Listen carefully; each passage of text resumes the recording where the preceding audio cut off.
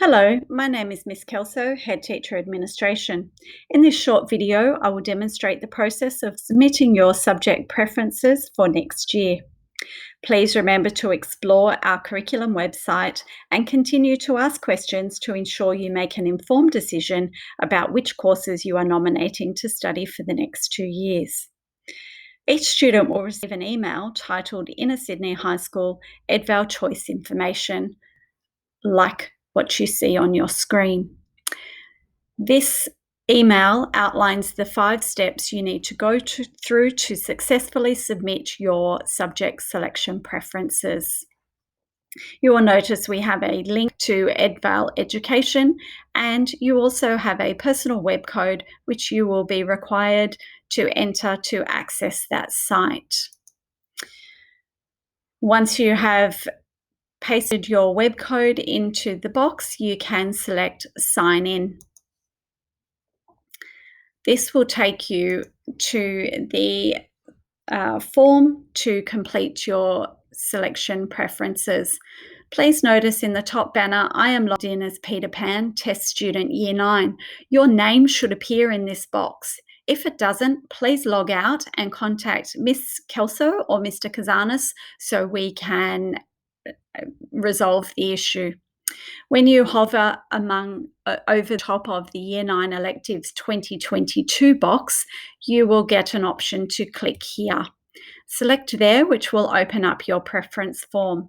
Now, because I have been testing this form, if you were to come in and make some changes, what you have previously chosen will be here, and you can simply follow what I am doing to clear your choices and make any changes.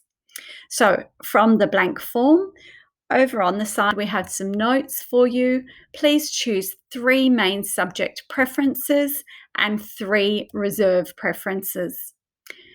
You will select your subjects in preference order with the subjects you want most at the top of your list. Your preferences can be changed up to 4 p.m. on the 10th of September. So in your main units box, please select priority 1. This is the subject you wish to do the most. So I'm going to select food technology, and obviously that is my favorite subject. If I was to select food technology again, because it still appears in the drop-down menu in all of the boxes, my first choice will be highlighted red. This will alert me to the fact I have made an error. I cannot submit my form without completing all 6 sections, nor can I submit my form if I have made a mistake. So the error is printed in the box at the top, warning you of the corrections you need to make. So I can close that box and then simply click on here and select something else. Okay, I really enjoy history and I would like to study extra hours of history on top of the mandatory hours. And I think a little bit of physical activity and sports studies will be a good balance there for me. My other choice I might make as a backup in case I do not get one of my first 3 preferences will be Japanese, multimedia, and commerce.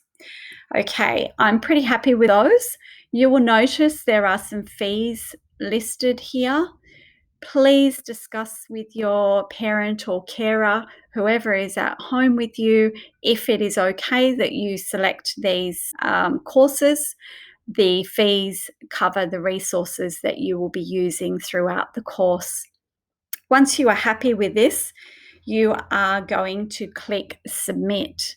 That will send me an email with your preferences as you have selected them. So I'll show you what that looks like. If we were at school and not remote learning for an extended period of time, we would have asked you to print the form and get it signed and returned to school. We have decided to skip this step because we are in the extended lockdown period. So submit your form and you will then be presented with what I will receive.